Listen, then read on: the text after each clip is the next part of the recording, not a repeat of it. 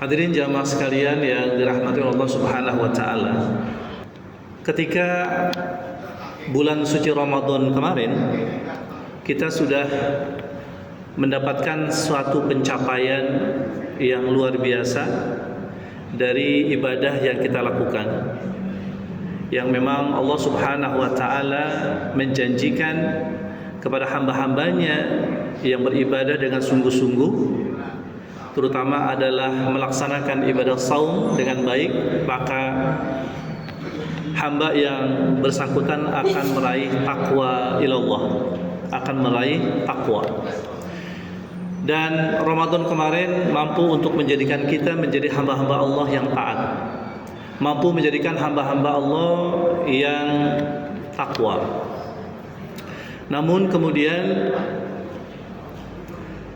keberhasilan Ramadan itu adalah ketika takwa yang sudah diperoleh itu bisa dijaga, bisa dipelihara dengan baik. Karena hadirin sekalian, faktanya adalah ada di antara hamba-hamba Allah taat kepada Allah itu hanya sebatas bulan Ramadan.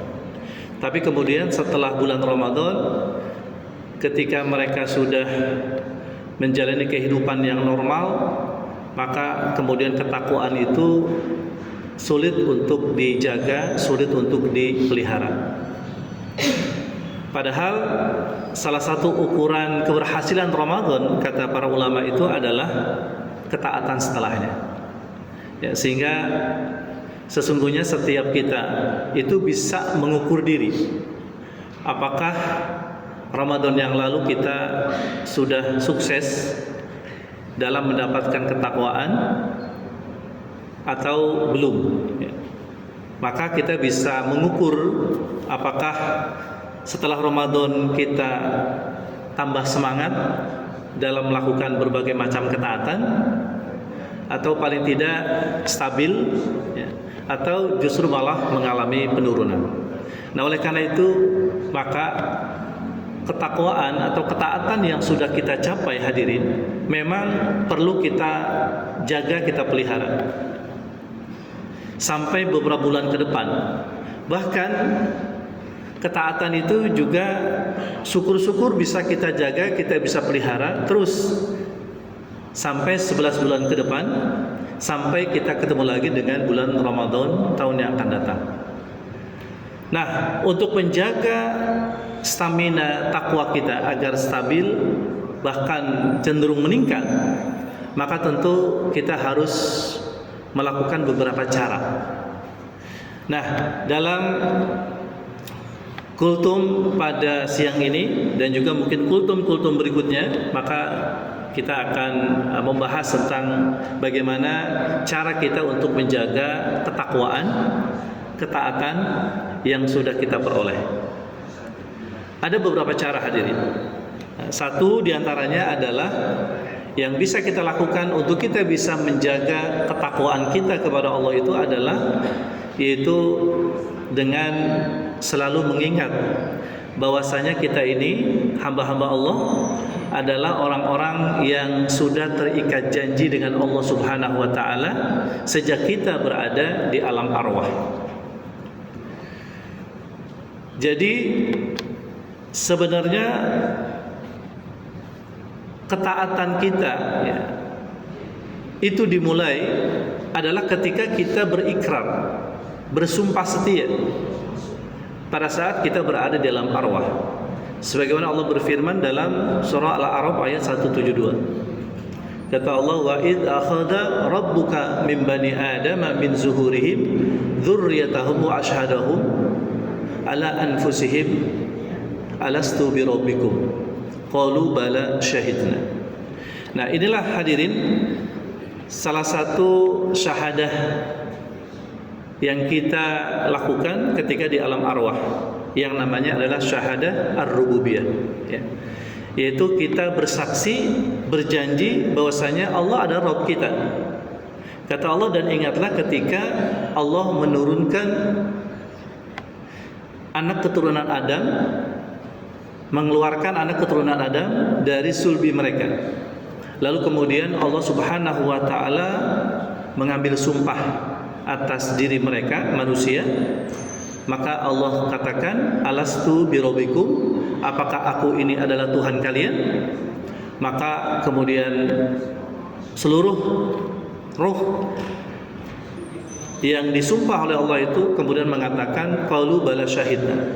Ya, mereka mengatakan, betul ya Allah, kami bersaksi. Nah, inilah syahadah ar-rububiyah yang pertama kali dilakukan oleh manusia. Nah, makanya kemudian ketika manusia terlahir ke muka bumi ini, maka syahadah ar-rububiyah itu kemudian diingatkan lagi.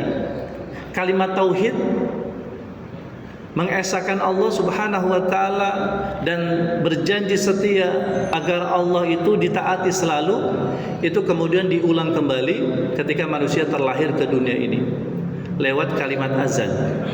Dikumandangkannya azan di telinga kanan dan iqamah di telinga kiri. Maka seolah-olah manusia itu diingatkan, hadirin, ya, tentang janji ketika dia berada di alam arwah. Dan ketika berada di alam syahadah, alam dunia ini, kemudian diingatkan lagi melalui kalimat tauhid lewat kalimat-kalimat azan. Nabi SAW dalam salah sabdanya mengatakan bahwasanya kullu mauludin yuladu alal fitrah. Kata Nabi, setiap bayi yang lahir itu dalam keadaan fitrah. Fitrah artinya suci, dan suci itu artinya adalah Islam. Sehingga kata para ulama, setiap bayi yang dilahirkan itu adalah membawa milah atau agama, yaitu agama Islam. Maka nanti kedua orang tuanya lah yang akan menjadikan si anak ini, apakah dia menjadi majusi, para penyembah api, atau dia menjadi Nasrani, atau dia menjadi Yahudi atau golongan musyrik. Itu sangat bergantung dengan kedua orang tuanya. Makanya di sana tidak disebut dengan kata-kata Islam. Nah, hadirin sekalian yang dirahmati oleh Allah Subhanahu wa taala. Nah, sehingga kita mesti ingat selalu akan janji kita kepada Allah bahwasanya kita akan menjadikan Allah sebagai Rabb kita, artinya sebagai Tuhan yang selalu kita taati. Apapun yang diperintahkan oleh Allah selalu kita laksanakan, dan apapun yang dilarang itu kita tinggalkan.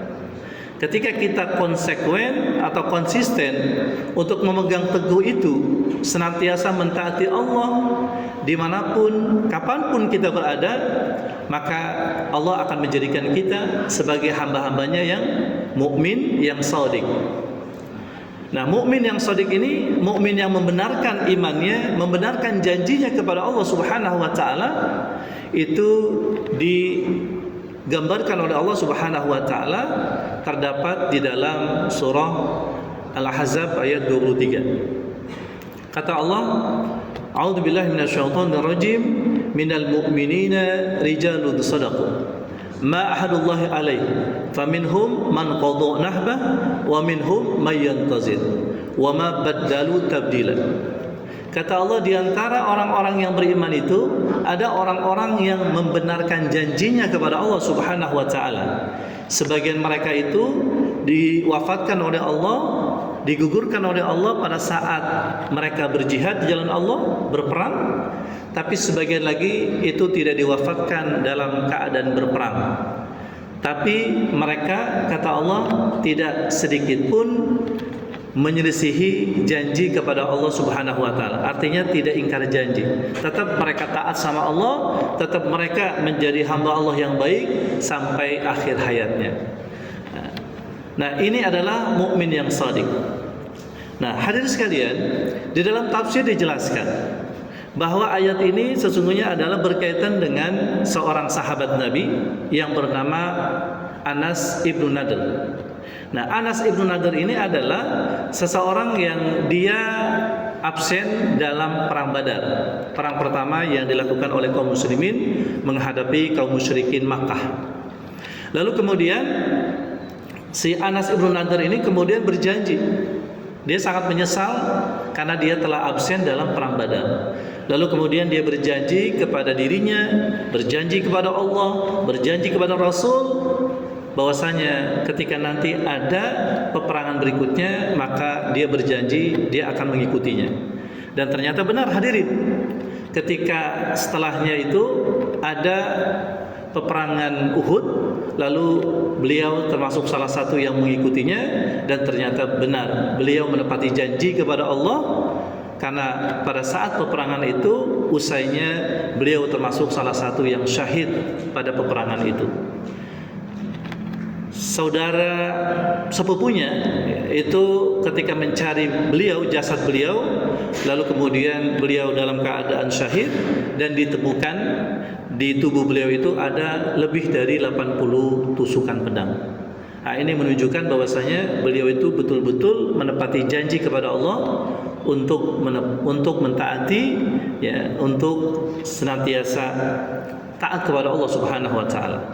Nah, lalu kemudian ada juga hadirin sahabat Nabi yang luar biasa mengikuti banyak peperangan, tapi beliau tidak gugur di medan perang. Beliau meninggalnya itu di atas tempat tidurnya. Beliau adalah sahabat Nabi yang bernama Khalid bin Walid.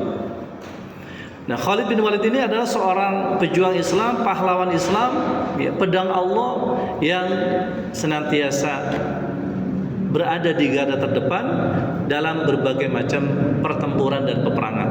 Tapi Allah takdirkan dia tidak mati di medan perang. Ya. Tapi meskipun dia sudah melewati masa-masa peperangan, tapi beliau tidak ingkar janji. Beliau tetap mentaati Allah.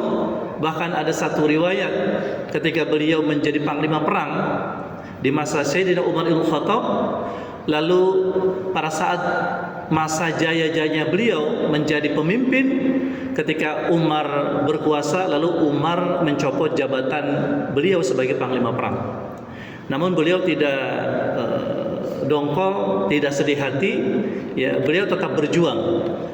Ya, ketika ditanya kenapa beliau tidak sakit hati, tidak dongkol, ya, dan tidak kemudian melemah dalam peperangan, padahal sebelumnya jabatannya tinggi, lalu kemudian dicopot menjadi tentara biasa, lalu kemudian beliau mengatakan bahwasanya aku berperang berjuang itu adalah untuk Allah, bukan untuk Umar.